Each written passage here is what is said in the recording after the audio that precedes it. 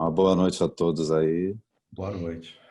Vou começar apresentando nosso primeiro professor de hoje. Hoje, aliás, os assuntos são bem conectados, né? Vai ser grafite, rap, hip hop, sample. Existe uma sinergia entre os professores. Bom, Luiz Felipe Soares, Bruce, né, nas artes, é advogado formado pela Universidade Cândido Mendes, Centro RJ, exerce advocacia como profissional liberal desde 2002, com atuação especializada em propriedade intelectual. Sócio fundador do escritório Soares e Lobo, advogados, e diretor jurídico da Agência de Notícias das Favelas, ANF. Nos últimos anos, vem se destacando como um dos principais advogados autoralistas na defesa dos direitos de grafiteiros e demais artistas urbanos, em questões relacionadas ao uso não autorizado de obras artísticas expostas nas ruas. Atualmente representa diversos artistas e coletivos em negociações comerciais e disputas judiciais e extrajudiciais em todo o Brasil. Muito bem-vindo. Obrigado, Guta. Boa noite a todos os alunos presentes. Antes de mais nada, eu gostaria de pedir licença para entrar nas suas casas, né, nos seus escritórios, nas suas salas. Né? Essa pandemia, esse novo normal que nos foi imposto, né, afastou a gente, mas, ao mesmo tempo, por outro lado, nos tornou mais íntimos, né, principalmente de nós mesmos até, né? Então, de antemão, eu desejo a todos que o curso seja, enfim, proveitoso em todos os aspectos e que vocês consigam se desenvolver mais e mais, como todos nós, né? Porque a proposta é sempre essa. Gostaria de deixar um grande abraço, agradecer o convite da nossa Super Guta Braga, aqui presente, que promoveu e me chamou para participar desse curso incrível, cheio de gente boa, experiente, talentosa, né? Um grande abraço também para o meu camarada Léo Feijó, que eu conheço de outras batalhas, né, Léo? Muitas batalhas. Muitas batalhas.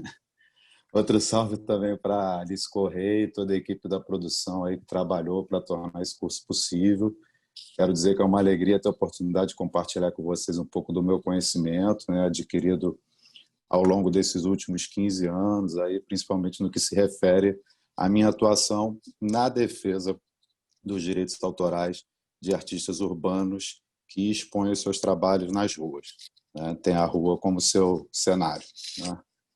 Então, essa é uma área de atuação que, de fato, gera muita curiosidade nas pessoas, né? Daí até o interesse da Guta que eu promovesse essa aula aqui, né? Porque, de fato, é uma área que não é muito falada nas áreas, né? E que gera muitos problemas, né?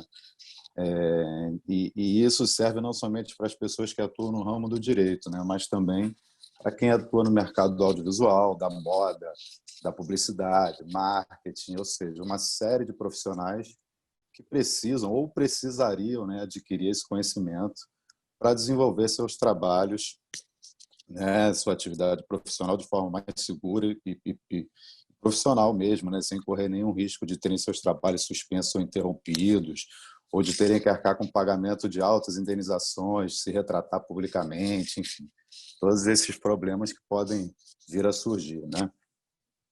Então, assim, e isso vale inclusive até para os próprios artistas, né?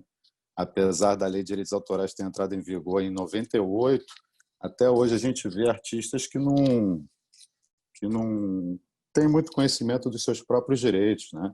Não sabem nem o que são direitos morais, direitos patrimoniais, né? E assim como consumidores, né? O Código de Defesa do Consumidor de 91 e tem gente que não sabe seu direito de consumidor até hoje, né? E o mesmo vale para os artistas, né? E isso é uma coisa que dificulta muito a proteção legal dessas obras expostas nas ruas, né? Ou em logradouro público, como diz a lei, né? Hoje a gente está diante de um cenário muito nebuloso, né? Porque de um lado as marcas não sabem as possibilidades e limitações de uso das obras expostas nas ruas, né? E assim acabarão eventualmente por infringir a lei de direitos autorais, né? Fatalmente isso vai acabar acontecendo uma hora ou outra. Por outro lado, a gente tem os artistas que não conhecem seus direitos, né? E o que impossibilita a defesa desses direitos, né? Porque se o maior interessado não se mexe, a gente não tem como como fazer nada, né? E, por último, a gente tem os profissionais do direito mesmo, que inclui advogados, magistrados, embargadores, né? Que, do mesmo modo, não são íntimos da matéria e não estão atualizados com os atuais entendimentos doutrinários, com a jurisprudência atualizada, né? O que acaba por dificultar e mais ainda a defesa desses artistas, né? Eu tenho, assim, como meta na minha atuação profissional, uma advocacia humanizada, né, que busca sempre solucionar conflitos. Então, eu sempre busco resolver as demandas de forma amigável, buscando encontrar um denominador comum entre as partes, né? Enfim. E pela minha experiência, particularmente falando, eu já passei por diversas situações nas quais eu notifico a marca extrajudicialmente para buscar um acordo, né, uma composição amigável, e o patrono da empresa da área trabalhista ou tributária, né? Nada contra os colegas que atuam nessas áreas, mas eu jamais me atreveria a fazer um habeas corpus, por exemplo, né? Entendem? Assim, o que eu quero dizer com isso é que a falta de expertise de quem deveria ser o expert acaba por dificultar o fechamento de um acordo, entende? Muitas ações poderiam ter sido evitadas caso as empresas, evidentemente, contratassem um advogado autoralista para tratar dessas demandas, né? E o que as tornaria até mais baratas também, evidentemente, considerando que, além da indenização de danos morais, danos materiais, os custos processuais, honorário de sucumbência, a parte infratora pode ser condenada, inclusive, a se retratar publicamente, né? O que, sem dúvida, traz um ônus financeiro e moral para a empresa muito alto, né? O custo com retratação pública pode muito bem representar um valor maior que a própria indenização, né? O que muitos empresários e advogados da área não sabem, né? E desconhecem.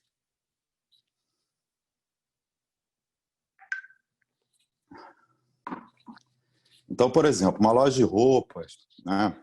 Ou um político, porventura venha a usar uma obra, uma finalidade lucrativa, sem autorização, sem remuneração, né?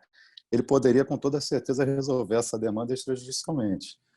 Eu mesmo fecho muito mais acordos do que distribuo ações, com toda certeza. Mas, ainda assim, a falta de expertise da qual eu me referi agora, muitas vezes dificulta o acordo e obriga a defesa dos direitos pela via judicial, né? Isso a gente vai ver mais para frente, beleza. É bom criar jurisprudência, mas, ao mesmo tempo, um acordo é sempre mais vantajoso. Na maioria das vezes é mais vantajoso, né? Então, o panorama que a gente tem hoje nesse segmento de mercado tem sido um desafio de caráter pedagógico mesmo, né? Para que os artistas, marcas, diretores, juízes, marqueteiros, publicitários, estilistas, fotógrafos, entendeu? Enfim, todos os profissionais envolvidos com o mercado façam valer na prática as regras estabelecidas pela Lei de Direitos Autorais, né? E que a gente, aos poucos, possa ir criando um cenário mais profissional, no qual os artistas tenham seus trabalhos valorizados e, assim, possam cada vez mais produzir e viver de arte, né? O que, por fim, vai acabar sendo bom para toda a sociedade, né? Não é mesmo? Então, vamos lá. Após essas considerações, a gente pode seguir com um roteiro que eu preparei para essa aula, que deve estar compartilhado na tela de vocês. Não sei, Guta, Léo, Olhando. todo mundo já tem acesso? Está entrando. Aí. Esse aí mesmo. Eu confesso que eu não sou bom em fazer a apresentação, eu tive que pedir ajuda ao Kainan, meu sócio na produtora. O Léo Feijó também conhece a figura, né, Léo? Porque eu também tenho uma produtora, né, a Se Vira Produção. Como se não bastasse o perrengue que é ser advogado, eu fui inventar de produzir artista corporativo. Então, pois é. Mas então o Kainan tá cheio de trabalho e tal, eu pedi para ele me ajudar com a apresentação. Eu falei, cara, faz uma apresentação simples, sem muita informação, a não ser um roteirinho mesmo, que eu acabei mandando para ele conduzir a aula, né? E aí ele me mandou essa apresentação toda animada, cheia de GIF. Eu achei sensacional, espero que vocês gostem. A apresentação em si não tem muitas informações didáticas, né? Ela serve apenas como um guia, como eu falei, Por isso, peço que, se possível, vocês aí no computador de vocês abram uma aba aí com a Lei 9.610 de 98, 9.610 de 98, que é a Lei de Direitos Autorais, né? Dá um Google aí, porque vai ser melhor para o acompanhamento da aula. Beleza? Mas, de qualquer forma, vocês poderão tomar nota de tudo, enfim, tirar todas as dúvidas ao final sem problema. Se não der tempo, eu disponibilizo meus contatos e a gente tira as dúvidas que ficarem no ar. Fechado? Então, esse é o roteiro que eu preparei hoje. Vamos falar aqui, passa para o slide 2, por favor. O resumo da apresentação de hoje, né? Nós vamos falar sobre os conceitos básicos de direitos morais e direitos patrimoniais de autor, né? Quem já atua na área vai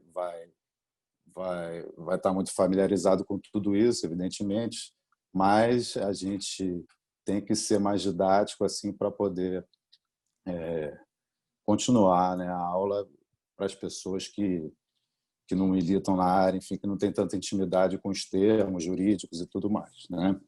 Então, a gente vai ter que falar desses conceitos básicos, da definição do que são obras artísticas e tudo mais. Na sequência, eu trago um debate sobre a questão do grafite, da pichação, né? E as abordagens sobre a Lei 12.408 de 2011, que foi a lei que descriminalizou o grafite, né? A gente vai falar um pouco sobre isso também. Vamos falar sobre as modalidades de uso das obras artísticas, como essas obras podem ser usadas e quais são as finalidades de uso, né? E também o principal tema, acredito, dessa aula de hoje é exatamente a interpretação e as limitações do artigo 48 da Lei de Direitos Autorais, né, que é a grande vilã dos artistas de rua aí, e que é um tema importante para a gente discutir nessa aula, certo? Vamos falar também do uso não autorizado de obras artísticas expostas nas ruas. Eu vou apresentar aqui alguns casos concretos, né, tanto de acordos extrajudiciais como de sentença e condenações. Inclusive, eu mandei alguns PDFs de acordos e sentenças de causas que eu patrocinei, que vão ficar disponibilizados para depois vocês lerem com calma, tá? Eu vou ler alguns trechos aqui que eu selecionei, que eu acho importante, mas depois vocês vão ter acesso ao todo o conteúdo da fundamentação e tudo mais. Beleza? E, por fim, nós vamos falar também da defesa de direitos, né? Como defender os direitos autorais desses artistas, né? Falar do Notice and Takedown, perdas e danos e retratação pública. Beleza? Vamos para o slide 3. Obrigado. Então, vamos nessa. Como primeiro tópico, né, antes da gente falar sobre qualquer assunto relacionado ao uso fraudulento de obras artísticas e as sanções previstas na LDA, né, nós precisamos saber quais são as obras artísticas tuteladas, né? Então, é no artigo 7º da lei que estão elencadas essas obras intelectuais que são tuteladas, né? Isto é, as obras que geram direitos morais e patrimoniais para os seus criadores, né? Lembrando que autor, para os fins da lei, é sempre pessoa física, né? Nunca jurídica. Então, o artigo 7º ele fala das obras literárias, artísticas, científicas, né? As obras coreográficas, composições, obras audiovisuais, obras fotográficas. Enfim, a gente está diante de um rol descritivo aqui, né? Que significa dizer que se determinada criação intelectual não está inscrita no rol do artigo 7º, nenhum direito moral ou patrimonial de autor será devido ao criador daquela obra, né? Por força da Lei de Direitos Autorais. Então, nesse ponto, a gente vai falar rapidamente sobre quais são esses direitos definidos por lei, né? E por qual razão esses direitos se dividem em morais e patrimoniais. Ok?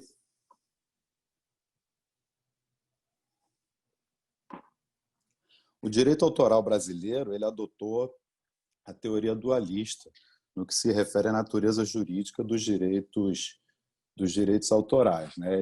O direito brasileiro reconhece que são, sim, direitos subjetivos, mas que os direitos patrimoniais são aqueles de caráter material e existem outros direitos de caráter pessoal, que aí nós chamamos de direitos morais de autor, né? Então, o artigo 24 da lei determina quais são esses direitos morais que estão ligados à intimidade, à personalidade mesmo do autor, né? Que são o direito de reivindicar a autoria da obra, o de conservar a obra inédita, o de editar a obra, o de retirar do ar, o de ter o nome associado como autor, criador daquela obra, né? Enfim, todos esses direitos relacionados à pessoa, à intimidade do artista, né? Então, quanto ao aspecto moral, o direito sobre a obra é pessoal e vincula o autor, né? Vincula a sua personalidade à obra que ele criou, né? Dando o direito aos seus créditos, a se opor a alguma edição não autorizada, a impedir a comercialização de produtos, a publicação de um comercial, um videoclipe, enfim, né? É exatamente por estarem ligados à pessoa do artista, né, que os direitos morais são personalíssimos, eles são intransferíveis, são inalienáveis, são irrenunciáveis, né? Então, através de um contrato de transferência de direitos, que pode ser limitado ou full right, um artista pode vir a ceder os direitos de comercialização daquela obra, o direito de monetização da sua obra, por preço fixo, por royalties, enfim, como ficar acordado.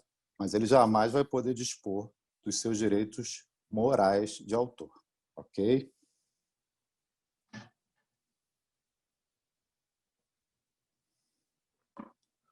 Os direitos autorais dos criadores, no aspecto patrimonial, agora falando, né, garantem a exploração econômica da obra intelectual, que pode vir a ser alienada por terceiros ou por um determinado valor, né? Assim, então, inclusive o artigo 50 da lei, ele trata da presunção de onerosidade, né? Ou seja, qualquer forma de transferência de direitos que venha a ser negociada, ela se presume sempre onerosa, né?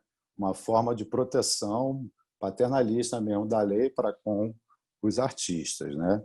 E é óbvio que, se a gente está falando da possibilidade de alienação, os direitos patrimoniais podem ser transferidos, né, renunciados e alienados para terceiros, né? Então, assim, finalizando esse primeiro tópico, a gente viu que as obras tuteladas são apenas e tão somente aquelas elencadas no artigo 7º, né?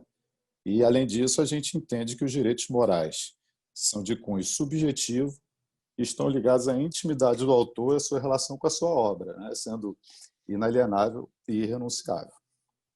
Por outro lado, os direitos patrimoniais são de cunho objetivo, estão relacionados aos direitos econômicos da obra, né, no mercado, e podem ser transferidos para terceiros em sua integralidade, 100%.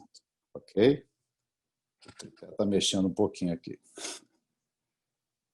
Vamos para o slide 4.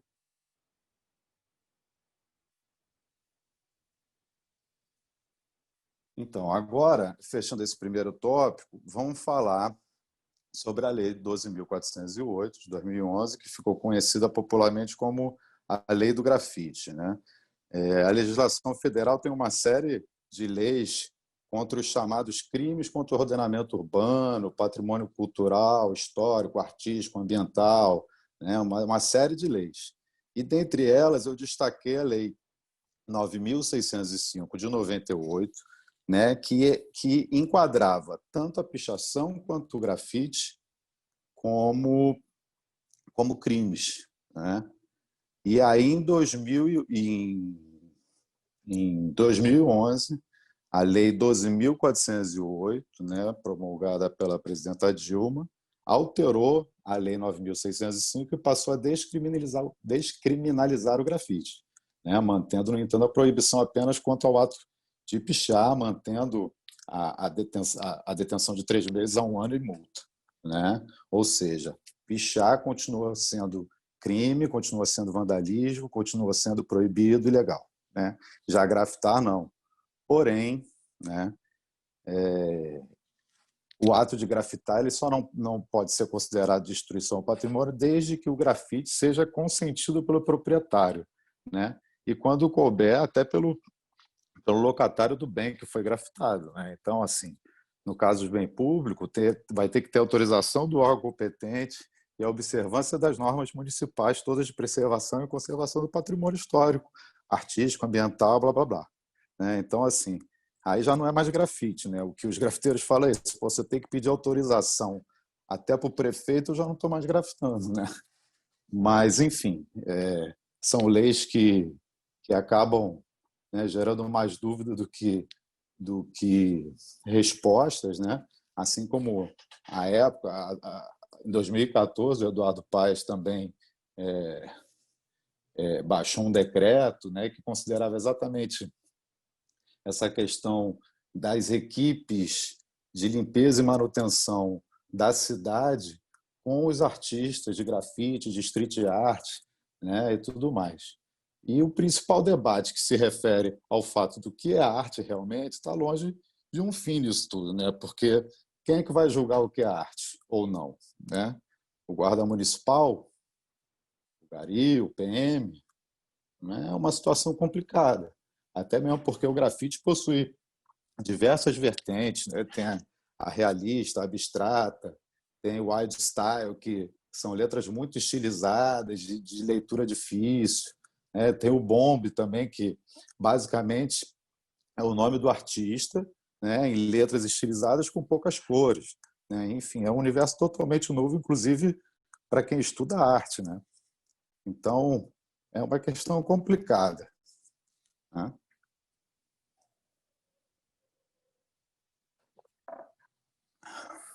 É evidente que a gente, considerando que a Lei 12.408, né, prevê que o pichador deve permanecer sendo criminalizado, as pessoas, em geral, têm uma visão fechada sobre esse tipo de intervenção urbana. Né? Isso inclui os nossos policiais e os nossos juízes. Mas a pergunta que eu quero trazer para vocês, falei, é a seguinte: não pode servir, né, ou para uma marca de roupa? Será mesmo que esses rabiscos, esse vandalismo, né, e toda a sua ideia de rebeldia, de perigo, de cultura underground, de juventude, não tem mesmo nenhum valor comercial para um determinado público-alvo? Né? Então, eu particularmente tenho entendimento e defendo essa tese, né, de que, a partir do momento que é comprovado o uso de uma pichação com finalidade comercial ou publicitária, ou até mesmo eleitoral, os pichadores devem, sim, ter suas pichações elevadas à condição de arte, né? E, por consequência disso, terem seus direitos autorais garantidos. Mas isso é uma discussão de muitas horas, né? Que não cabe a gente fazer em tão pouco tempo aqui, beleza? Mas fica o questionamento aí, tá? Para que vocês reflitam sobre isso e qualquer dúvida a gente tira mais para frente. Um ponto importante que a gente tem que destacar aqui também é que independe o lugar da obra para a defesa de direitos. Né? Assim, porque o grafite ou a escultura está em local proibido ou que não atenda às exigências da lei do grafite ou dos decretos municipais, ainda assim os direitos autorais do criador da obra estão garantidos. Né? Então, se numa ação judicial contra uma empresa que usou grafite com finalidade publicitária, sem autorização do grafiteiro, essa ação não pode ser improcedente sob a fundamentação de que o grafite não foi autorizado, né? Porque o que está sendo discutido na ação é o uso irregular da obra artística e não se houve permissão para o local onde está exposto. Né? O dono do muro ou a prefeitura que então proceda contra o artista, se for o caso, né, em ação própria, mas o que está em discussão na ação, o tema decidendo, né, é o uso indevido da obra perante as regras da Lei de Direitos Autorais. Né? Então, uma coisa é uma coisa, outra coisa é outra coisa. Certo? Então, finalizando mais esse tópico, dá para entender que assim, o fundamental para a defesa de direitos, por fim, é que a obra principalmente esteja incluída no rol do artigo 7º, né? E que haja provas reais, né, irrefutáveis de aproveitamento econômico publicitário da obra objeto da demanda, né? Então, tem muita tese para defender, aí é um campo muito rico, né? Campo muito rico de ideias e de debates. Vamos passar para o slide 5, por favor, Guta?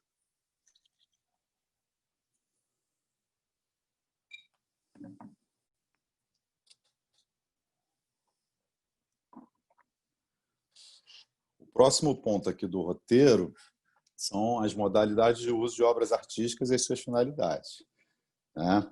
Mas antes de falar disso, a gente precisa entender o que é o conceito de suporte, né?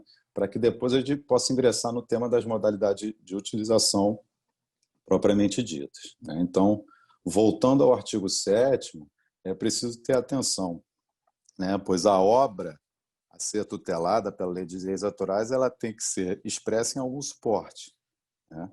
O artigo diz que são obras intelectuais protegidas as criações do espírito, mas somente aquelas expressas em algum ou fixadas em algum suporte, né? Então, para receber a proteção da lei, a criação intelectual de uma pessoa tem que estar necessariamente exteriorizada em algum suporte, para que assim as outras pessoas possam apreciá-las e, enfim, serem atingidas por ela, né? Então, uma obra musical, por exemplo, ela foi expressa formalmente em papel, né? O papel não é a obra fonográfica em si, mas o suporte através do qual a música pode ser executada e aí tornada pública, né? Então, uma pintura, enquanto na ideia da cabeça do artista, ela não existe. Ela só existe após a aplicação da tinta na tela, que é o suporte, né? E só aí ela vai ser tutelada pelas leis de direitos autorais, né? Os suportes, então, eles podem ser tanto materiais quanto imateriais. Podem ser arquivos digitais intangíveis, né, como também os suportes tangíveis, né? Um exemplo é a obra fotográfica, que pode ser impressa num suporte tangível, de papel, né, ou pode ser publicada no site de uma marca, né, que é um suporte imaterial, né? Então, entendendo isso, a gente passa para as modalidades de uso das criações intelectuais. Perfeito? O artigo 29 determina que depende de autorização prévia e expressa do autor a utilização da obra por determinadas modalidades. E aí ele tem um rol também lá descritivo, vocês podem abrir aí no computador de vocês, o artigo 29, ele fala das modalidades, a reprodução parcial ou integral, a reedição, a distribuição, né, a utilização direta ou indireta, enfim, a execução musical. Ele relaciona ali um rol de possibilidades e de modalidades de uso das obras artísticas, né? E o que ocorre na prática é o quê? É que uma determinada marca se utiliza de uma destas modalidades de uso, que estão previstas aí no artigo 29, e através dos meios do artigo 5º, né, ela publica, transmite, distribui, pirateia, reproduz, enfim, uma propaganda, um produto fraudulento e que não tem qualquer autorização, né, com uma finalidade que pode ser comercial, publicitária ou eleitoral, né? Então, a partir do momento que uma marca se utilizou de uma modalidade de uso num suporte com finalidade comercial, publicitária ou eleitoral, sem autorização do artista, ela está infringindo a lei de direitos autorais, evidentemente, e vai ser passível de pagar uma indenização ao artista, se processada for, né? Então, as finalidades podem ser, como eu disse, a comercial, que é o lucro direto, né? É a contrafação, é a venda de produtos, né? A publicitária, que já é um ganho indireto, né? Através de comerciais de TV, ações de marketing, doação de brindes, né? E também a finalidade eleitoral. Eu tenho até um caso que repercutiu bastante na mídia, que eu vou falar mais tarde, que foi contra o deputado Pedro Paulo, né, o aproveitamento de um grafite na corrida da prefeitura de 2016, se não me engano, isso. E foi isso, exatamente isso. O grafite foi usado com finalidade eleitoreira, né, numa publicação, numa campanha eleitoral, mas pode ser desde publicação nas redes sociais até distribuição de santinhos, né? Eles podem se utilizar, de repente, de todas essas modalidades para ganharem algum benefício publicitário, enfim, de adesão ou qualquer outra justificativa nesse sentido, né? Então, assim, de qualquer forma, a gente tem que entender que deve existir um nexo causal, né? Um nexo entre a causa e a consequência, entre a conduta do infrator e os danos causados ao artista. Ou seja, quais os meios, que são as modalidades do artigo 29, utilizados pelo infrator, né, para atingir lucro ou divulgar sua marca, que aí a gente já está falando da finalidade, e como essa conduta gerou danos morais e materiais aos artistas, né? Os danos materiais, evidentemente, não precisam ser provados, mas os materiais, sim. Isso a gente vai ver um pouco mais para frente também. Ok? Guta, vamos para o slide 6. Aqui, ó, esse é o ponto, né? Como eu falei no começo da aula, assim, a gente tem que analisar o artigo 48, na verdade, a interpretação equivocada dele tem sido um problemaço, né? Um verdadeiro inimigo para quem, como eu, atua na defesa de artistas de rua, né? O capítulo 4º da Lei de Direitos Autorais, que trata exatamente das limitações de uso de obras, traz o artigo 48, né? Exatamente o fatídico artigo 48, que determina o seguinte: se vocês estiverem com ele aberto aí, vocês me acompanham, né? As obras situadas permanentemente em logradouros públicos podem ser representadas livremente por meio de pinturas, desenhos, fotografias e procedimentos audiovisuais. Bom, então, espera aí. Então, isso quer dizer que um grafite que está na rua para todo mundo ver pode ser estampado por uma marca de roupa? Não. Mas eu posso fazer um post na internet divulgando a minha loja? Também não. Mas, pô, está claro ali na letra da lei, eu posso usar livremente uma obra que está na rua. Não, não pode. Não pode. E, na verdade, nem é preciso ser especialista em direito autoral para entender, né, que se uma marca ganha dinheiro vendendo camisas com grafite estampado, é evidente que o criador daquele grafite deve ter um direito a um percentual de vendas, né, além de ter seu nome artístico atribuído ao seu trabalho. Então, é uma questão de bom senso, mais do que especialidade na área, nesse caso, né? Mas vamos lá.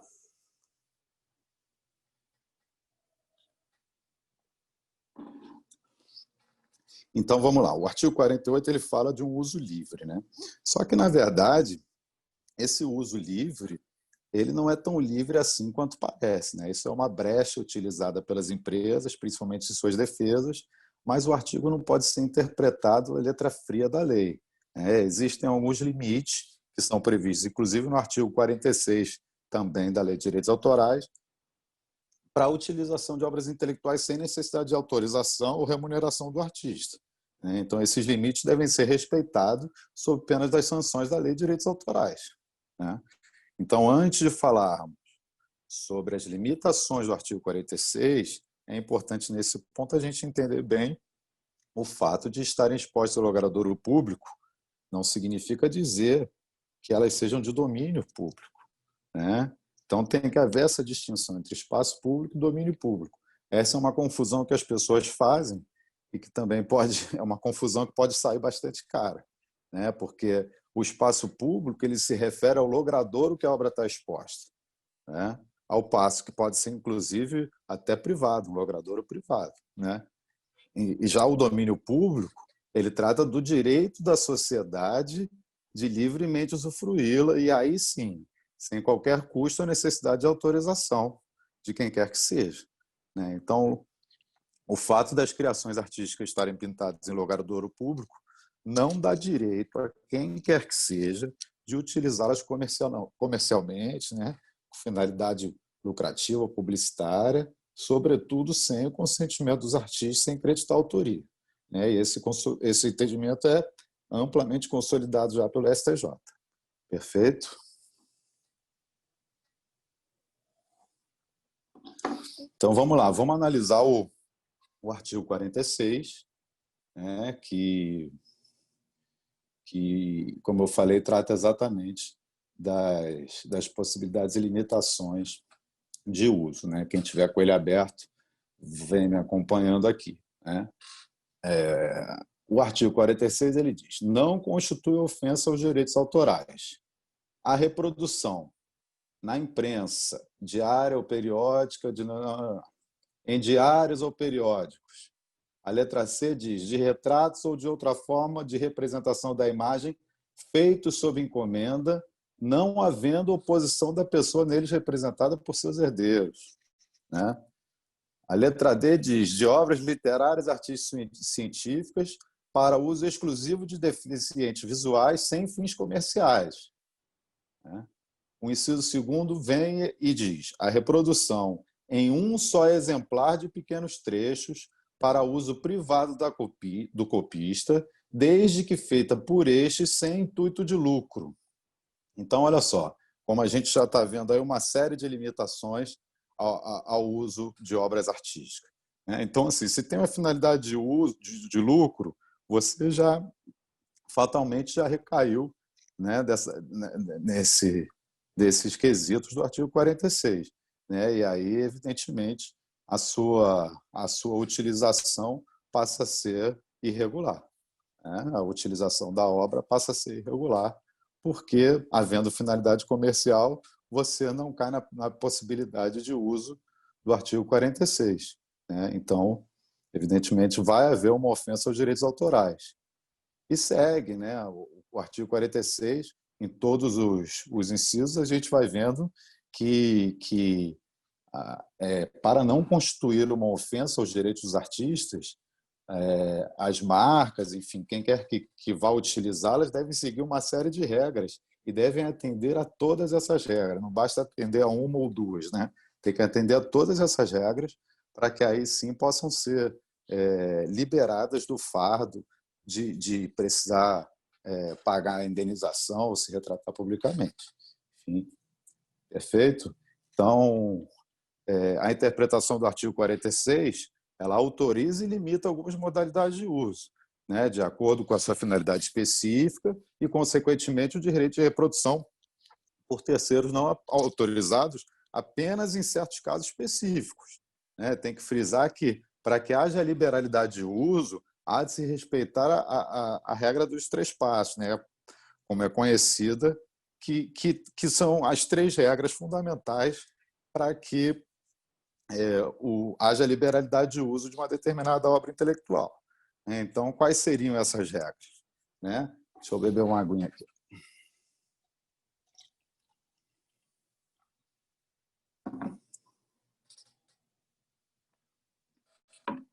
Essas regras, a teoria dos 3 passos, elas vêm exatamente da análise e interpretação do artigo 46, que trata das possibilidades, né? Então, assim, se houve uso de pequeno trecho com atribuição de autoria para difusão de conhecimento, para promoção da cultura, educação, sem finalidade comercial, publicitária ou partidária, entendem? Então, assim, uma série de fatores, uma série de quesitos que têm que ser respeitados para que uma obra tenha liberalidade de uso, né?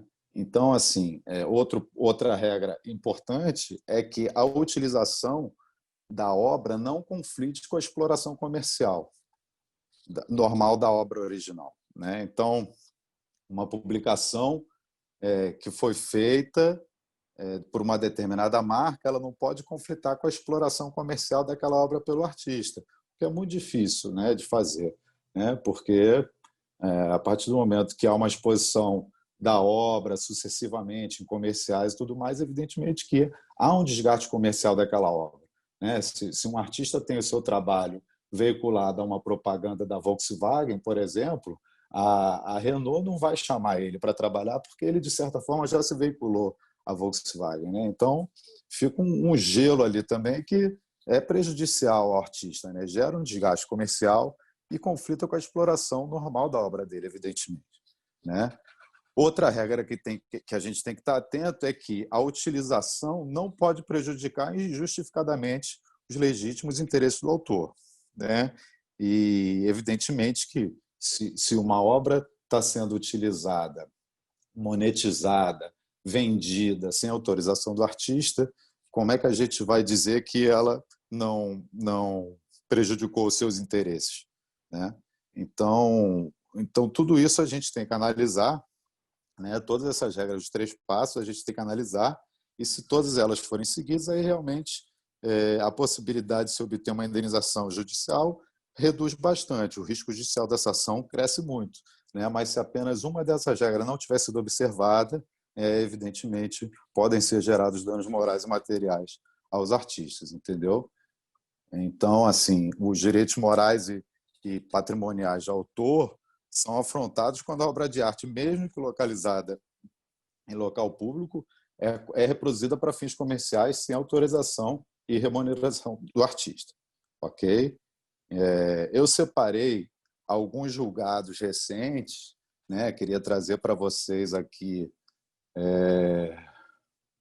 enfim, ler alguns trechos de julgados de ações que eu patrocinei, para que vocês tenham um pouco a ideia do que eu estou falando, assim, a linguagem exatamente dos julgadores, né?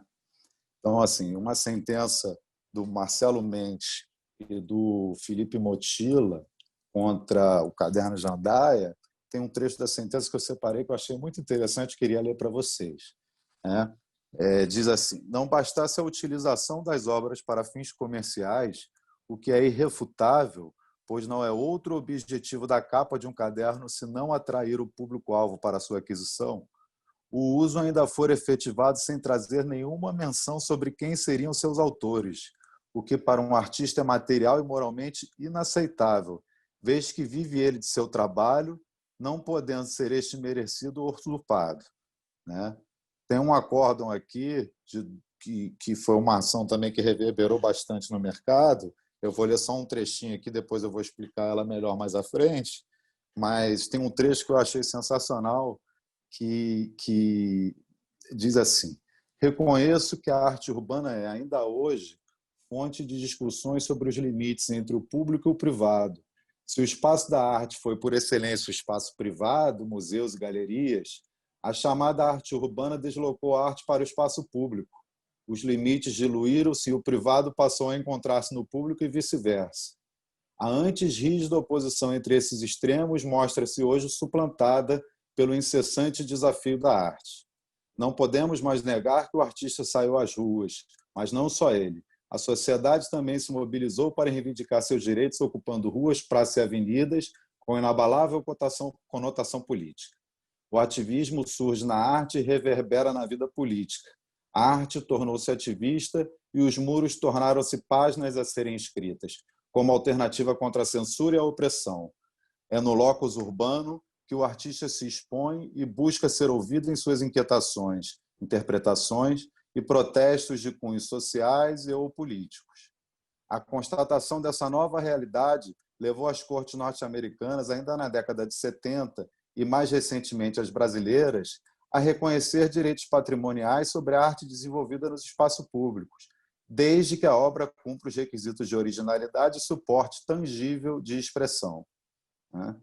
No caso, ora examinamos esses requisitos, mostram-se presentes e bem evidenciados. Ausente, por outro lado, a expressa e indispensável autorização para a reprodução da obra dos autores, condição, por sinal, confessada pelas réis. Equivocada data vênia a afirmação de que as obras, por se situarem em logradouros públicos, autorizam sua livre representação por meio de pinturas, desenhos, fotografias e procedimentos audiovisuais, posto que o artigo 48 da Lei 9.610, de 98, não afasta a responsabilidade das réis de remunerar os autores pela reprodução das obras, uma vez que valorizaram o resultado final do vídeo realizado. Se os grafites não agregassem valor ao material publicitário e, consequentemente, ao produto por ele lançado no mercado, como alegam as réis, não teriam elas elegido justamente o local onde se situam as obras artísticas para servirem de pano de fundo do filme de divulgação do novo automóvel da Nissan. Indiferente do fato de serem os grafites mostrados por pouco mais de 4 segundos, posto que esse tempo corresponde a mais de 10% de toda a peça publicitária, o que realmente importa é o destaque dado ao painel de autoria dos orapelantes e a ideia de modernidade e rebeldia que dele se extrai e se pretende agregar ao novo produto. Quer dizer, sensacional. Eu achei esses julgamentos, esses trechos sensacionais, queria trazer para vocês aqui. E agora eu queria passar para o próximo slide. Esse próximo slide ele mostra exatamente alguns casos que eu trouxe para vocês de usos indevidos, né? Que quis trazer aqui o exemplo prático, visual, para que vocês possam entender de forma mais fácil, né? O primeiro quadrinho aqui foi uma ação movida em face da marca Osklen, em 2013. A Osklen fez estampou essas fotografias de uma camisa que estava sendo vendida, comercializada nas lojas, e vocês reparam que a última foto lá é praticamente um foco somente na arte do grafite feito lá no Bolo do Arpoador, né? Notificada extrajudicialmente, a Osklen não apresentou qualquer proposta, mas a gente acabou fechando um acordo judicial com a empresa, né? Na sequência, eu mostro aqui também um comercial veiculado em TV aberta, fechada, do Nissan Versa, né? E esse comercial foi veiculado em 2014. Né? Foi esse trecho dessa decisão que eu acabei de ler por último para vocês. Né? Então, no caso aí, a montadora japonesa foi condenada em segunda instância, né? Nós perdemos em primeira instância e eles foram condenados em segunda instância por esse uso com finalidade claramente publicitária, né? Como eu busquei demonstrar nos autos o tempo todo, e os desembargadores, por maioria absoluta, acabaram abraçando as minhas alegações e graças a Deus a gente saiu vitorioso dessa ação, né? Na sequência, teve um caso muito curioso, né, do Marcelo Mendes também contra a Palmolive. Esse caso que eu apresento aí, a empresa já havia fechado um contrato com o artista para a utilização dessas imagens apenas na internet, né? Só que ela acabou veiculando na televisão aberta também. E, a partir desse momento, eu notifiquei, né, por esse uso extracontratual, e a gente conseguiu fechar um acordo bem vantajoso e bem satisfatório. O artista ficou super feliz, né? O mesmo vale para o caso seguinte, que foi do Bruno BR, um artista também aqui do Rio de Janeiro, contra a Jeep, né, isso em 2015. A Jeep, à época, estava chegando no Brasil, e gravou esse comercial passando ali numa rua de Santa Teresa em frente ao comercial, como mostra a imagenzinha ali, né? E também consegui fechar um bom acordo extrajudicial, o artista ficou muito feliz, enfim, mostrando alguns outros casos. Tem esse aí da batatinha surfista, né, do Piraquê, que é o mesmo caso do Bolo do Arpoador, né, que eu falei lá da Osklen, é a mesma imagem que foi utilizada, inclusive, na verdade, essa imagem nós já fechamos vários acordos e já temos uma ação transitada e julgada, e também favorável, em relação ao uso exatamente dessas mesmas imagens, né? Capa de caderno, são publicações em redes sociais, são camisas, enfim, são muitas utilizações que a gente acaba tendo que correr atrás para garantir os direitos dos artistas, né?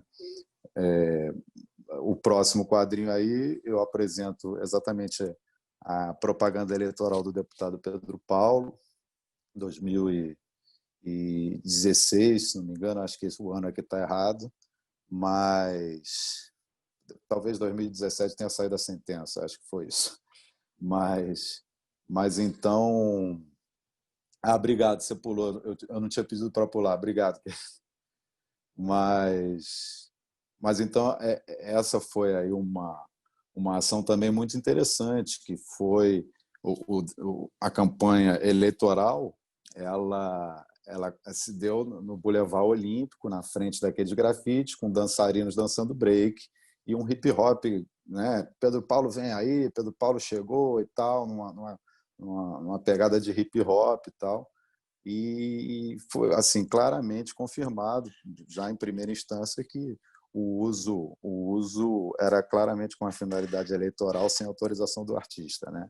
E à época foi uma coisa até que eu argumentei na ação e que acredito que tenha contribuído para o aumento da indenização, é que a minha cliente, no caso a Camila Camis, né, o nome artístico dela, ela tem uma atuação feminista muito grande, né? Ela é bem ativista, bem atuante, ela participa de um coletivo Rede Nami, né, que é Mina ao Contrário, que é um coletivo de grafiteiras que usam exatamente o grafite como forma de se expressar e de expressar o machismo e os problemas que elas sofrem, né, na condição de mulheres negras e tudo mais. E o Pedro Paulo, à época, o deputado Pedro Paulo, tinha havido aquele escândalo dele agredir a mulher e tudo mais. Então, assim, foi uma coisa que eu argumentei na ação, que a minha cliente jamais gostaria de ser atrelada à pessoa dele, sobretudo em razão dele ser um notório agressão de mulher, né? Como confirmado até pela própria mulher dele, né? Ele pode não ter sido condenado, mas é uma situação que a artista, né, ficou realmente bastante sensibilizada, né? E isso eu acho que ajudou a contribuir para o aumento da indenização, né?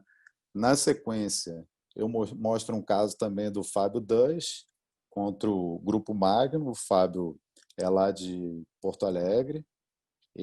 O Grupo Magno de relógios, ele pegou um trecho do grafite do meu cliente e colocou em alto relevo nos seus relógios, né? Inclusive as publicações na internet, nas redes sociais da empresa, sempre exaltando, né, esse relevo e tudo mais, e a gente acabou fechando um acordo legal também à época. Enfim, o cara ganhou vários relógios, ganhou uma grana legal, eles fizeram várias publicações falando da história do artista, enfim. Foi legal que a gente conseguiu fechar um acordo, eu fico sempre satisfeito quando isso acontece, né? Mais à frente tem essa outra questão que foi resolvida com o Bruno Big, né, que é um artista também bastante famoso nesse universo do grafite, contra a Mr. Monk, que é uma marca de roupas, né? No caso, eles pegaram uma foto de uma arte dele que nem publicamente havia sido exposta, né? Foi uma tela que ele pintou com uma exposição particular. E mesmo assim tiraram a foto e estamparam nas camisas e venderam, né? E a gente conseguiu fechar um acordo também.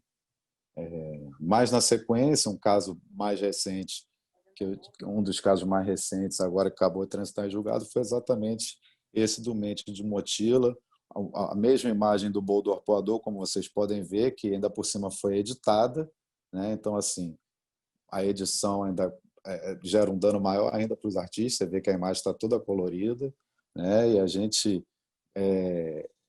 conseguiu, em primeira instância, inclusive até a busca e apreensão dos cadernos, né? Mas, infelizmente, na segunda instância, as condenações foram mantidas, mas a entrega dos cadernos foi julgada improcedente, né? E uma pena, porque os artistas tinham interesse exatamente em pegar esses cadernos e doar para escolas e tudo mais. Eu acho realmente um absurdo os juízes, né, alegarem enriquecimento ilícito dos artistas numa questão como essa, porque quem determina isso é a própria lei, né?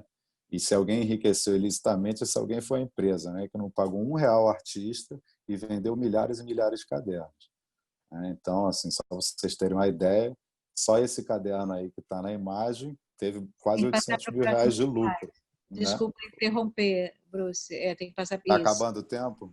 Não, é o slide que eu não estava acompanhando, agora está ok. Perdão, eu esqueci mais uma vez de te pedir para mudar, né? Então, depois desse caso aí do Mente do Motila contra o Caderno de Jandaia, Tem esse videoclipe da Gabi e do Nego do Borel também, que eles utilizam aquele cenário ali atrás, que é um grafite do Chico Silva.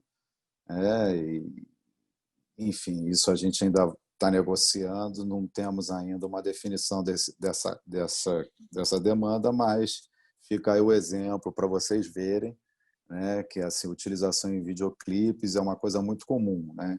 Inclusive, ao lado eu coloquei uma outra questão também, que foi vencida em segunda instância, atualmente está no STJ, mas o grafiteiro Tarn, né, que é um morador do Vidigal, ele é um menino talentosíssimo, que se formou em design, com bolsa na PUC e tudo mais. Ele com o próprio bolso, ele restaura várias vias da favela, né? Grafita tudo.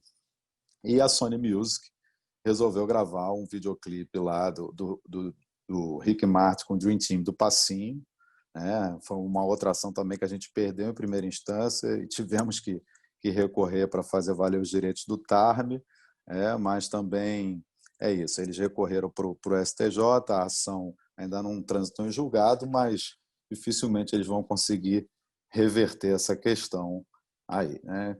Então, eu queria apresentar esses slides para vocês, porque eu acredito que a visualização, né, ajuda bastante no entendimento dessa questão.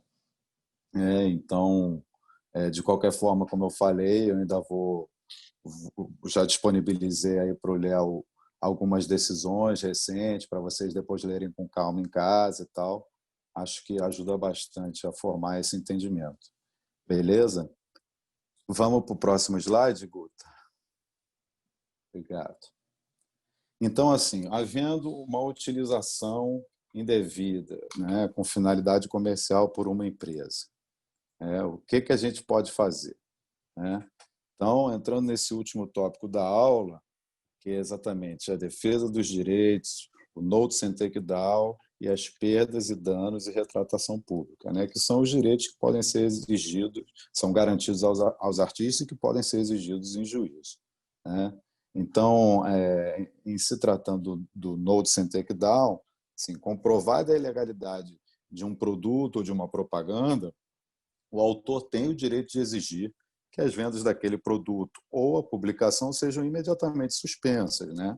Até que se chegue a um entendimento com o infrator, né? Entre o infrator e o artista.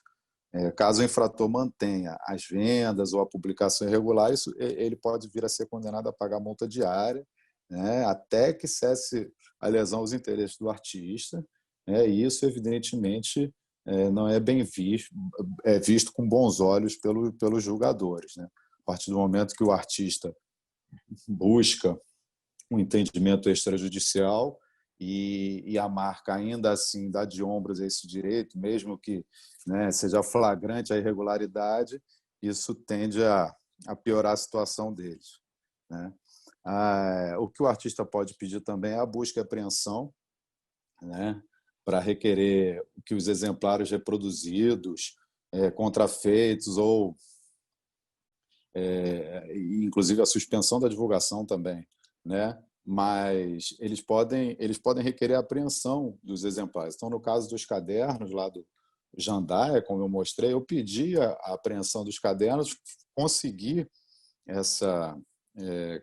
a procedência desse pedido em primeira instância, mas infelizmente em segunda instância o doutor Donega Morandini optou por cair, né? Eu achei uma pena, né? Como eu disse, é um absurdo, isso é um direito garantido por lei, mas infelizmente já transitou em julgado, a gente não tem muito mais o que fazer, né? Então,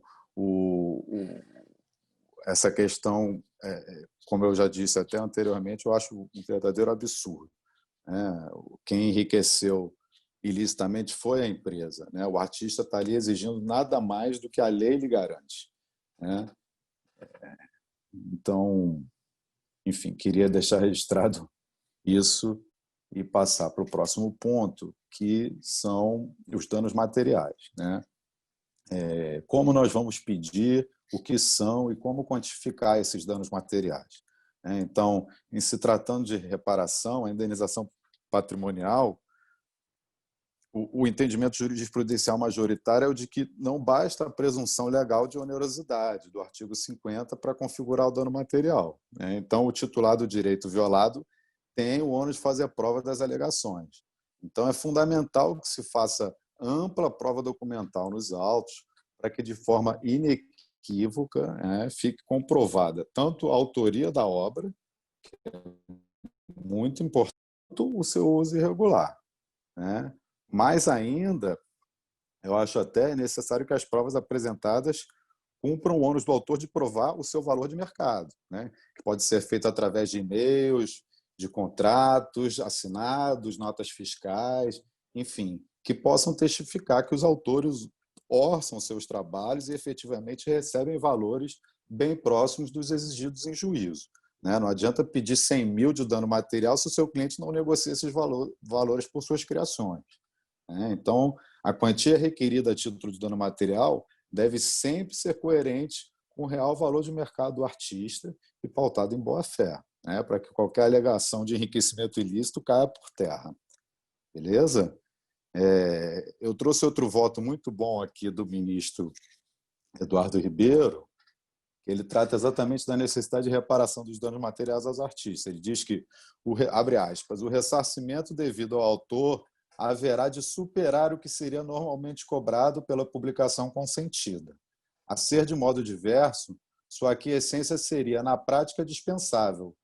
Cumpre, ao contrário, desestimular o comportamento reprovável de quem se apropria indevidamente de obra alheia. Quer dizer, muito bom, né? Então, assim, falando da quantificação do dano material, na maioria das vezes é necessário que seja instaurado um procedimento de liquidação de sentença, né? Para que seja avaliado o valor de mercado do artista, através desses documentos que podem ser apresentados em juízo, né?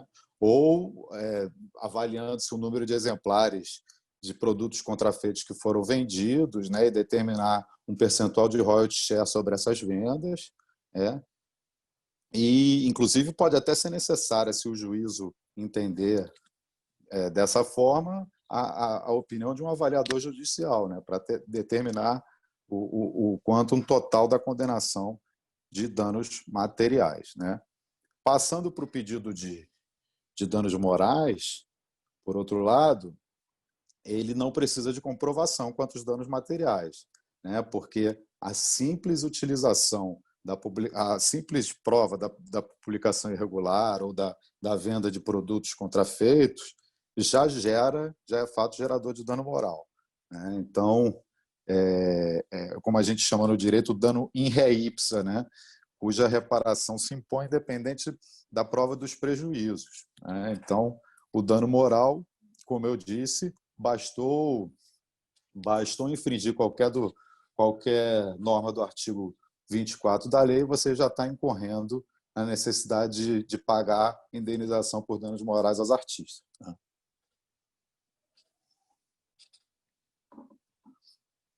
Um outro voto aqui, muito bom também, que eu trouxe, é o seguinte. Também é do ministro Rui Rosado de Aguiar Júnior, que ele fala sobre a ocorrência dos danos causados em razão do ilícito contra a propriedade material, né? Abre aspas, ele fala assim: dada a natureza do direito ofendido, o prejuízo está íncito na infração mesma. Quando alguém usa em proveito seu a propriedade alheia, está causando dano ao patrimônio do dominus pelo só fato de privá-lo de extrair da coisa os proveitos econômicos que ela pode proporcionar. E isto tanto é certo no que diz respeito à propriedade de coisas corpóreas, como no atinente à propriedade imaterial. A indevida utilização da invenção patenteada, por si só, a desvalorizou, na medida em que lhe prejudicou o caráter de exclusividade e afastou ou reduziu o possível interesse de interesses na obtenção da licença, né? Então, assim, a quantificação do dano moral tem esse critério subjetivo, né? E vai depender da extensão do dano, caso a caso. Então, a gente vai ter que sempre avaliar. Então, num caso que houve uma publicação desautorizada, com edição desautorizada, sem crédito, sem remuneração, somado ao fato, de repente, do do concorrente da empresa, ser lançado por uma empresa concorrente da empresa que o artista trabalha. Já pensou? Então, assim, são caso a caso a gente vai ter que analisar as situações e quanto mais infrações ao artigo 24, maior deve ser a indenização, evidentemente. E aí a gente acaba se pautando pelo que os tribunais têm concedido em média, né, para fazer o pedido na ação inicial. Né? E uma questão que, como eu falei lá no começo da aula, que é uma condenação que é garantida aos autores, é um direito que é garantido aos autores, né? É que ele pode condenar o infrator a se retratar publicamente, né? Obrigando a divulgar as imagens veiculadas nos seus produtos, né? Sejam cadernos, camisas, um comercial, por exemplo, né? E fazendo a devida menção à identidade dos autores, né? E a lei fala até, inclusive, em mídias de grande veiculação e tudo mais, né? Então, caso a caso vai ser avaliado, né? Eu entendo que a resposta tem que ser na mesma moeda. Se a publicidade foi feita em televisão, acredito que a retratação tem que ser feita na televisão também, né? Se foi feita no jornal, que se faça no jornal. Mas aí cada juiz vai decidir de acordo com a sua vontade, né? Então, concluindo esse último tópico, acho que a nossa aula está acabando, né, Guta? Que horas acaba? Não, sim. Aí seria interessante você dar um tempinho para as perguntas, né? Eu mesma tenho algumas. Claro, claro. Não, então eu vou só concluir aqui e a gente abre para as perguntas. Perfeito. Tá bom? Então, concluindo, então, a gente viu, em primeiro lugar, que os artistas têm o direito de suspender comercialização e publicidade de suas obras, né, por força do artigo 105, e apreender produtos também com busca e apreensão, né?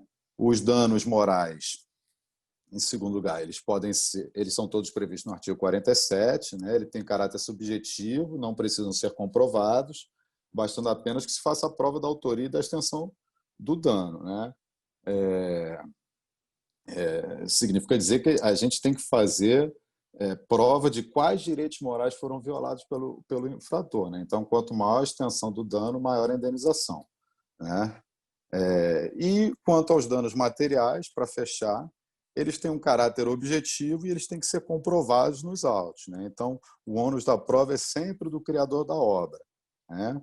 E a sua quantificação vai depender ou de avaliação judicial, avaliação de provas, né? Do número de objetos contrafeitos, percentual de royalties atribuído no mercado, enfim, tudo isso para a gente conseguir fechar o valor da condenação de danos materiais.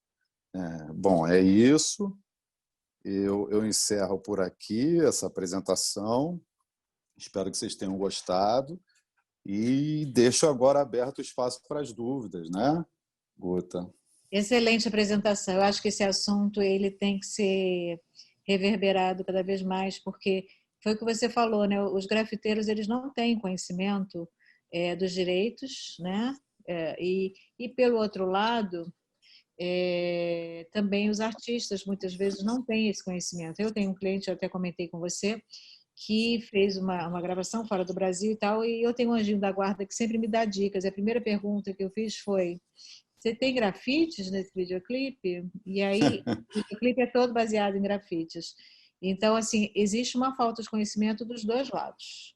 Então, por Sim. isso precisamos ter mais aulas e mais palestras, mais painéis sobre esse assunto que é muito importante. Então, nós temos aqui, ó, o Johnny se fala, Johnny, se você o case aqui. Eu achei bem interessante, que vai muito ao encontro do que eu acabei de dizer. Johnny, você pode abrir seu microfone? Claro, claro, claro. Na Boa noite. verdade, boa noite, pessoal. A gente foi fazer a gravação de um clipe de um artista de funk em um espaço público no Parque Dom Pedro, né? Era uma exposição, mas era aberta e a gente teve que pedir autorização para todos os artistas. Eram vários painéis. Eu acho que eram 10 artistas diferentes e a gente pediu antes se a gente podia gravar, eles autorizaram. E aí, por orientação da gravadora, né, Universal Music, eu trabalho com eles, a gente documentou tudo e eles assinaram tudo certinho para não ter problema. Depois que tudo estava assinado, que a gente fez o lançamento, justamente para evitar esse problema. Perfeito. Se todo mundo fizesse assim, seria. Quer dizer, não seria ótimo, não, porque eu não teria trabalho, mas é o caminho a ser tomado. Mas você pode fazer o Eu acho. preventivo, né? Você pode fazer o preventivo, Bruce. Isso também Ah, é não, um total, trabalho bem total. Tô só interessante. brincando. Total. Não, o clearance, É, né? eu achava que a obra estando em local público a gente podia gravar, assim, pelo menos em clipe, né? Eu sei que para comercial e tal, eu É, achava que realmente você tinha que pedir um exemplo autorização. clássico que eu dou é o do Cristo Redentor, né? Você tem que pagar, se você for fazer uma propaganda que se utilize da imagem do Cristo Redentor, você tem que pagar uma imagem para a arquidiocese, pagar o direito de imagem para a arquidiocese do Rio, né? Então, assim, o, o, o, o Cristo Redentor também está em espaço público, é uma escultura, né? Então, assim, tudo, no final das contas, a gente tem que avaliar exatamente qual foi a finalidade de utilização. Eu posso pegar uma foto de um grafite dos Gêmeos, imprimir em alta numa camisa e utilizar a camisa. Eu posso fazer isso, eu não posso vender essa Você não camisa, pode né? vender. Da mesma foto você, como uma pessoa física, pode tirar uma foto com a sua namorada na frente de um grafite, né? E divulgar nas suas redes Uhum. sociais. Você não tem ali nenhuma finalidade publicitária ou comercial, né? Então, no final das contas, a gente vai ter que sempre avaliar qual foi a finalidade daquele uso que está sendo discutido ali, né? E o clipe, né, virou um produto, né? Não tem. A gente Um colocou no clipe, YouTube, ele é um. um clipe é uma peça de promoção do artista e da música, É, né? Então a finalidade publicitária dele é latente, é evidente, né? Então, exatamente. A gente, se graças a Deus, vocês deu não tudo certinho tivessem, e lançamos. se vocês não tivessem tomado esses cuidados, né, que a lei exige, vocês realmente poderiam ser notificados por mim, inclusive. Inclusive tem um case aí da Gabi, eu sou personal manager dela, tem um mês, e esse clipe, óbvio, não trabalhava com eles, até passei pro pessoal da gravadora que eu falei, olha, tá sendo de exemplo aí, né, para as aulas. E hoje em dia Então, a gente tem que tomar todos os cuidados, né? com certeza, cara, com certeza, porque por que a gente vai valorizar uma arte em detrimento de outra, né? Se pegar a música da Gabi e Sim, fizer uma utilização sem autorização dela, ela também não vai gostar. Então, eu exatamente. acho que o respeito ao artista vem antes de qualquer coisa. O Vai respeito ao muito artista e a sua. eu acho que o foco é esse, é pré-produção, né? Se você tiver um planejamento legal na gravação de um clipe, por exemplo, identificar que vai ter alguma arte, ir atrás de autorização mesmo para evitar problema. É isso aí. Legal. Interessante também ter Obrigado. exposição da Universal, né? Não sei se o Bruce sabe, mas nós temos aqui vários colaboradores da Universal Music e é muito interessante porque os profissionais vêm quando recebem o material de poder analisar que tem ali Sim, uma exposição e para evitar e para perguntar se tem o clearance devido. Então essas informações sempre são muito importantes. Agora eu assim fazendo uma analogia com a música, eu achei os valores ainda muito baixos dos acordos, né? Se você sim. para isso, você acha isso ainda porque é um mercado que está se iniciando? Qual é Não, em primeiro lugar, acordos realmente tendem a ser mais baixos do que as indenizações, né? E você vê, indenizações, a indenização contra a Sony Music foi de apenas R$ 25.000, né? De um artista que, tudo bem, ele não vende telas por R$ 25.000, mas, né, considerando a utilização, a marca, os artistas envolvidos, né, eu também considero que essa indenização deveria ser muito maior. Então, assim, a partir do momento que as indenizações judiciais são baixas, por que a marca vai fechar um acordo alto? Né? exata, Ela vai exata, empurrar para a justiça. Vai empurrar para a justiça, vai pagar daqui a 5, 6, 7 anos, todo mundo já esqueceu daquela ação, entendeu? Então, isso que é um grande problema. Agora, Né? se você puxar a música que foi utilizada na campanha, se não for uma trilha branca, muito provavelmente, comparando os dois, a gente está falando de propriedade, direito autoral, é uma coisa também interessante para. E outra questão também é que, assim, muitas das vezes você se coloca numa situação em que o artista quer fechar um acordo por aquele valor. Né? O cara está precisando de dinheiro. E não vou Sim, ser eu que vou chegar e falar, não vamos fechar não, que você pode conseguir mais daqui a 8 anos. É verdade, é verdade. Né? Então, assim, é uma situação que a gente vai depender muito do caso a caso.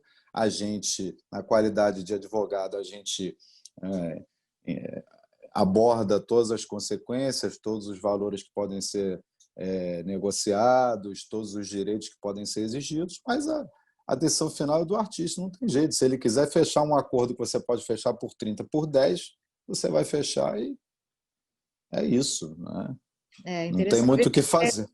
O Vitor Kelly também tem uma pergunta muito interessante. Aliás, isso foi um case discutido muito lá no Música com a Prod Tecnologia. Vitor, abre seu microfone.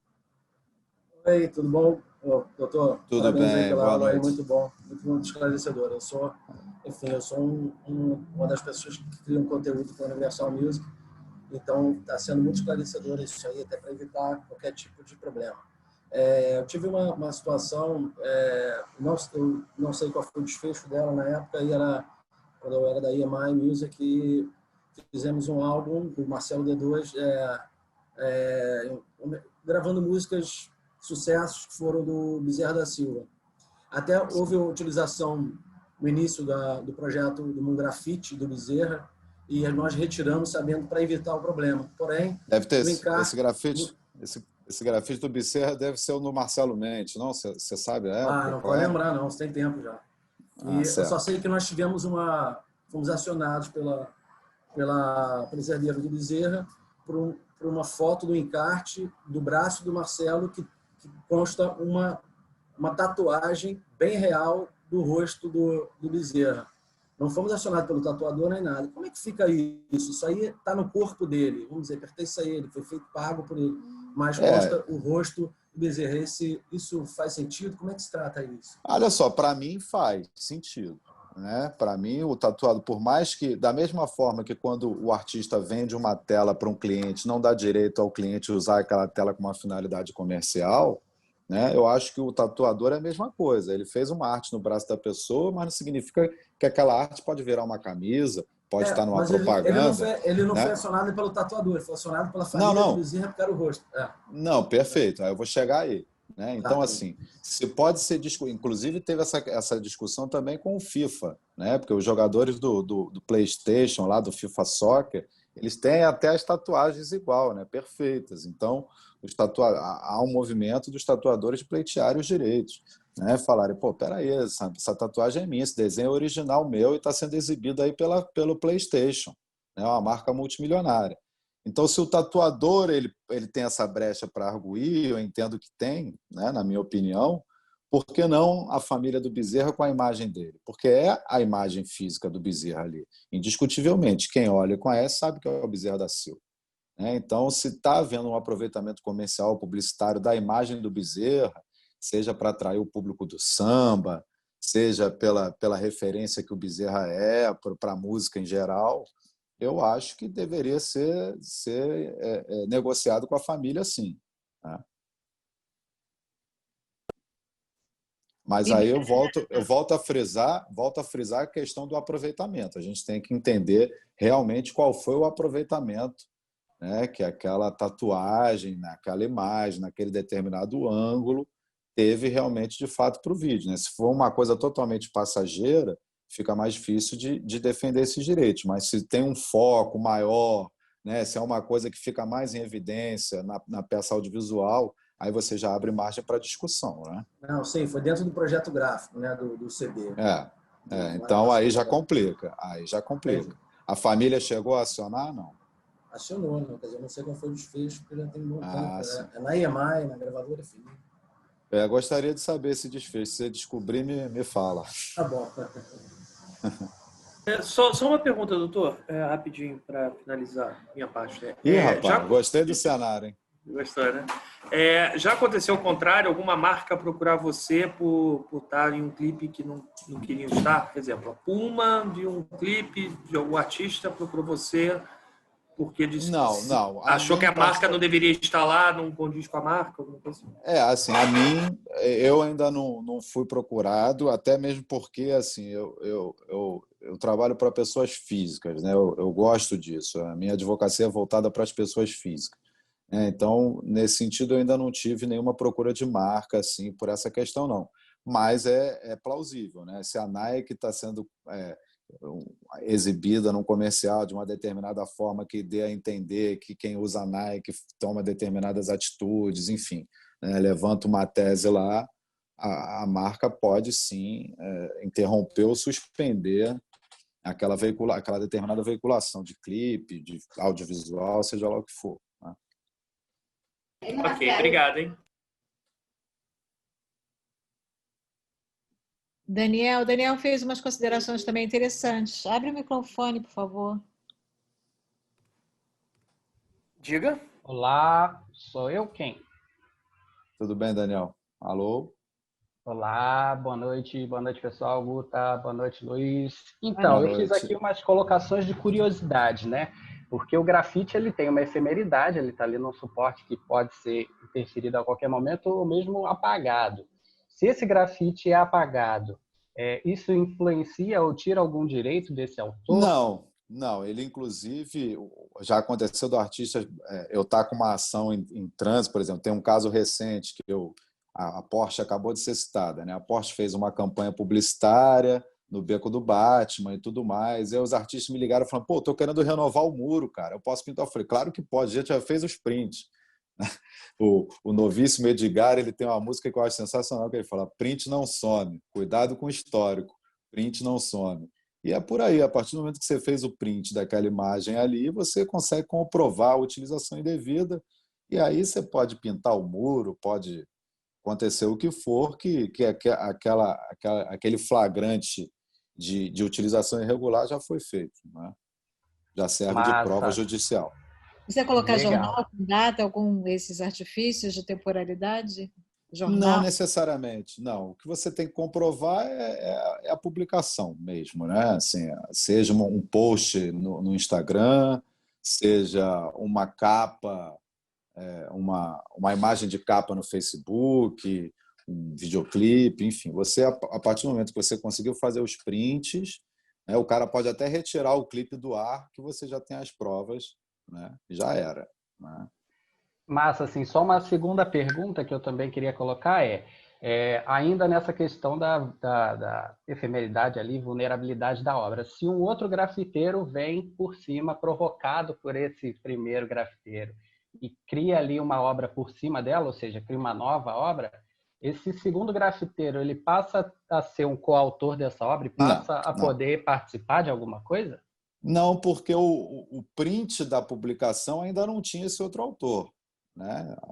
A defesa de direitos é de quem teve sua imagem artística veiculada sem autorização, né? Se o cara pintou depois, mas a minha pergunta é mais no sentido de depois ser retirada uma nova foto, um outro print, sim, uma nova foto, nova campanha. Aí é coautoria, os dois têm direitos a ser pleiteados. Inclusive, se só um quiser pleitear pelos direitos e o outro não tem problema, ele pleiteia sozinho pelos direitos dele. Né? Legal. E só para fechar, e o dono do muro, tem alguma participação nisso ou nenhuma? Não, o dono do muro não tem participação, não. Mas ele pode tirar o grafite do muro quando ele quiser. Pode. O muro é dele, né? Um bem privado. Inclusive a prefeitura também, né? Nos logradouros públicos, pode ir lá e pintar por cima a hora que quiser. Né? Mas isso, havendo uma utilização indevida, provada, jamais vai retirar o direito do artista, né? Não é porque a obra deixou de existir no local que a utilização indevida vai deixar de existir junto. Né? Massa, obrigado. Disponha, meu irmão. Alguém falou sobre o Banksy. Quem é? Eu não acompanho aqui o nome. Quebre o microfone. Fui eu, Guta, a Bibiana. Vai, Bibiana. Oi, boa noite para todos. Boa noite. Eu tenho uma dúvida. E na questão do Banksy? Porque primeiro que tem a questão do anonimato dele, né? E porque o que contam, né, que se ele grafitar o muro, no dia seguinte eles estão removendo esse muro e vendendo por milhões de dólares, né? E nesse caso, ele teria cedido os direitos patrimoniais ou essa venda ela é irregular? Eu não... Então, eu entendo o seguinte, o Banksy, ele, como você falou, ele é anônimo, né? Mas o anonimato também não dá direito a utilizar a obra, né? Então, a gente começa por aí. Independente do artista ser anônimo, ninguém vai poder utilizar a imagem do Banksy e vender camisa sem correr o risco de sofrer uma ação judicial, né? Mas, assim, eu entendo o seguinte, que o artista, a partir do momento que ele faz uma pintura num muro, e esse muro é arrancado do seu local e exposto numa galeria, eu acho que isso é uma irregularidade, porque o artista não autorizou a exposição de uma obra dele dentro daquela galeria. Isso é praticamente uma apropriação indébita do trabalho dele, né? Então, a partir do momento que houve um roubo de um muro, mesmo que o cara tenha pago ao proprietário da casa pelo muro, ele não tem o direito concedido pelo artista para exposição e venda daquela obra, né? Então, eu acho que isso é uma ilegalidade diante da Lei de Direitos Autorais, né? Mas é interessante porque isso é uma decisão agora recente do Banksy, foi agora 18 de setembro, ele perdeu uma ação de direitos autorais pelo uso do lançador de flores, que uma marca utilizou, Full Color Black, que tem comercializado postais de felicitações e outros cartões com a imagem.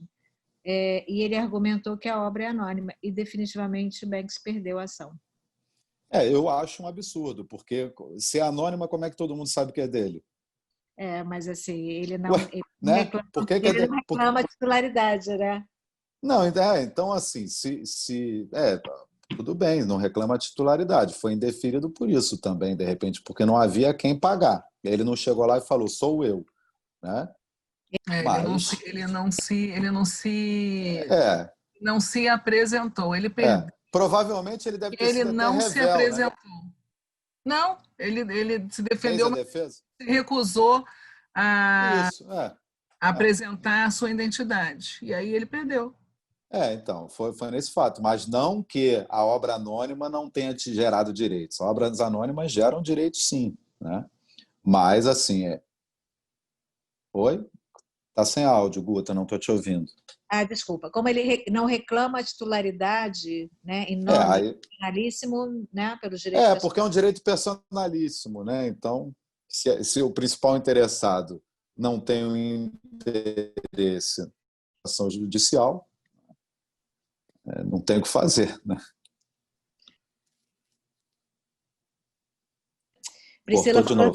Priscila falou sobre gentileza. Abre o microfone, Priscila, por favor, porque esse caso é bem emblemático também, né? Gentileza tem obras... O Miguel perguntou se a família recebe, e eu acho que... Eu não conheço nenhum caso da família pleiteando direitos do Gentileza. Então, eu não sei. Na verdade, parece que o Gentileza ele deixou inúmeros herdeiros, né? Então, há uma grande confusão até dentro da própria família de quem gerencia esses direitos, né? Então, mas assim, é evidente que toda a contrafação, toda a utilização daquela linguagem, mesmo que, né, cópia, muito plágio fazem do trabalho dele também, né? É evidente que geraria direitos aos herdeiros, aos sucessores, né? Mas parece que a briga entre a família é muito grande e acaba impedindo a defesa desses direitos. Eu não sei muito bem como funciona, mas eu acho que o problema deve estar nessa questão aí, né? De quem vai gerir esses direitos, né? Deve ser uma briga grande ali na família, não sei. Estou especulando, na verdade. Na música é um clássico. O dobro de 0 é 0. O Johnny Silva também fez outra pergunta. Johnny, pode abrir seu microfone, por favor. Oi, desculpa.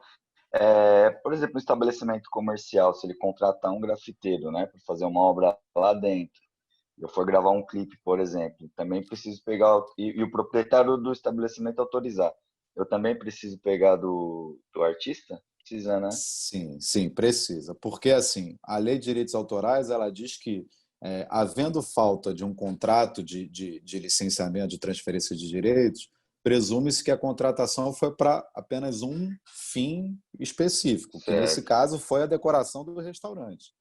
Então, se houver um contrato, ele vai ter que estar cedendo os direitos patrimoniais daquela obra ao proprietário do restaurante para que ele possa negociar. Mas, ainda assim, o artista é dono dos direitos morais. Então, ele pode se opor a essa publicação, Então, o artista sempre vai ter que ser consultado, até porque o nome dele tem que estar atrelado, né, nas publicações que forem feitas, né? Então, o proprietário do restaurante, ele não é proprietário da obra de arte, né? Ele não é o detentor dos direitos morais e patrimoniais sobre aquela obra. O artista continua sendo, a não ser que haja um contrato que transfira esses direitos patrimoniais para o dono do restaurante. Mas, repito, ainda assim o artista teria que ser consultado, beleza? E ele pode cobrar por isso, né? Ele pode cobrar por essa sessão, né? Pode falar, quero 10 mil. Quem paga, paga. Não pagou, então nada feito. Enfim, pode cobrar sim, pode cobrar sim. Obrigado. Imagina. Então, Bruce, quero te agradecer a super aula. Acho que é a primeira assim, que eu obrigado, querida. sobre esse assunto. Legal. Temos agora no segundo tempo aula sobre sample, com a apresentação de um DJ. Vai ser bem diferente também. Maravilhoso. Eu não vou conseguir assistir agora, na verdade, estou com a filhota doente em casa, então vou correr para lá, mas depois eu acompanho lá o restante dessa aula aí. Desejo aos próximos palestrantes, professores, mestres que vão falar uma boa apresentação. Espero que vocês tenham gostado. Depois pode ser disponibilizado meu e-mail, meus contatos, para quem ainda tiver alguma dúvida, né? E, enfim, obrigado, Guta. Fiquei muito feliz de participar. Fiquei feliz que você gostou. E vamos em frente. Tá bom? Uma boa noite para todo mundo. Eu que super agradeço. Melhoras para a filhota. Se cuida. Obrigado, querida. Um grande beijo a todos. Um abraço. Tchau, tchau. Obrigado.